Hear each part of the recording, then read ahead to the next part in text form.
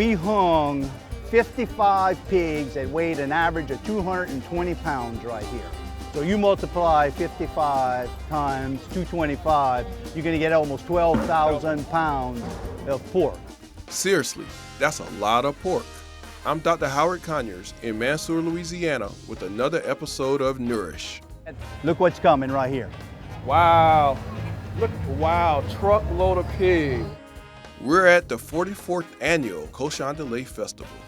This is a pitmaster's and rocket scientist's dream, combining technology and hog cooking. What could be better? So, what is Cochon de Lait? Traditionally, it is a French term for roasting a suckling pig, smaller than these guys. But when you're feeding crowds of people, you go big and high tech. One of the best meals that we can give anybody when it comes to eat. So if you're coming to a guest to be at my house, and I'd love to cook you a Cochon de Lait. So if you love that person, you love to cook Yeah. Cochon de Lait. But if you give them a hot dog, that says you don't think much about it. No. Okay. We start off at about 6 o'clock in the evening, lit the fire, hung the hogs, weighs about 200 pounds apiece. Usually takes about on average to 14 to 15 hours to complete cooking. Somebody get a picture of me working so I can show my wife. How many years you been doing this? For 4 or 5 years. 4 or 5 years. You look forward to every year? Oh yeah, every year I do that. Feeding the fires takes a lot of wood and work. I'll gradually make the fire bigger and bigger and start, as the pigs heat up and they start turning like brown, I'll go ahead and I'll push them close and I'll just put the fire to it for about 6 hours straight. And what it does, it makes the skin crispy, hard like a potato chip. So when you throw it on the table, it's just gonna crack. A lot of people like it like that. There you go. There you go. There you have it. That's the best piece right there. That's the best piece. That's good. This takes a certain amount of know-how. So I grew up around this probably since I was far back I can remember, 2 or 3 years old. I remember I'd go outside, I didn't have to knock it with a stick. That was my job. Make sure it stayed turning, because if it stopped turning, it burned. So how do they pull off this event these days? Cajun ingenuity. These are just a little barbecue pit rotisserie you can buy for $20. It's a lot better than poking a stick. What you have is a carbon steel box with what you call a thrust bearing mounted in the bottom right here with a 3/8 key shaft welded to a stud, a 1/2-inch stud. So basically your thrust bearing sits on a pipe in there. This is your lip of a thrust bearing. The weight of the pigs, the head of that boat fits through these little bearings, and this holds the pig weight. And these little bearings will probably hold a couple 100 pounds easy. Once the key stock comes up, fits in this 3/8 spot right here. And it's just a little, like I said earlier, it's a little barbecue pit rotisserie you can buy anywhere for $20. It'll run on 2D batteries all night. If you didn't get that, the thrust bearing, this round disc sits on top of the pipe. The pipe holds the load. The thrust bearing makes it easy for the rotisserie motor to turn it. And see, another thing we've learned is we used to cook them head down all night because it's hard to flip throughout the night. So about 4 years ago, I said, let's put them head up because we kept on having trouble with the shoulders cooking. Because the shoulder is actually bigger than the actual ham. Yeah, actually, hand. And heat rises, so you get more heat up top. You stay so busy because every 25 to 30 minutes you adding wood, so you really ain't got time. that's how you pass time. You don't have time to take a nap or anything. That sounds so familiar. I guess there's only 1 or 2 ways to cook pigs then. That's it. A lot of wood and a lot of hard work. How do you tell when it's done? When it stops dripping. When it stops dripping? Yeah, pretty much when it stops dripping, and then the amount of time. Do y'all do some kind of barbecue sauce when you're finished? No, sir. Just straight pork? Straight pork. Once the meat is separated from the skin, then we're gonna just sprinkle a little bit more of that seasoning on this. That's it. This tradition started in 1960 in this small Cajun town, and the party got bigger and bigger. They hung 200 pigs, Cochon de Lait, milk-fed pigs. That's what smaller pigs. Yeah, smaller pigs. But today we hang 200-pound hogs. Okay. Okay. But in 1972, 100,000 people came to Mansour. Town population was 2,200. So you can imagine 100,000 people visiting this area. It was a fun time. It was a blast, man. Then things got a little out of hand.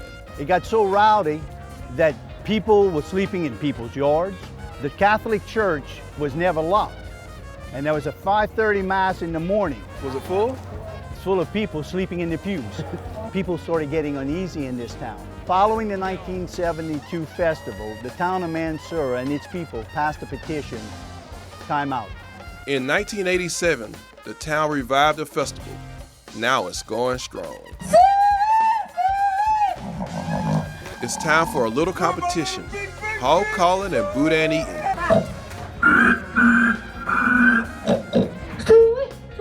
And then the biggest attraction, besides the boudin eating contest, then right after that, the largest crowd is going to be in the Greasy Pig Arena. We grease the pigs with hog lard.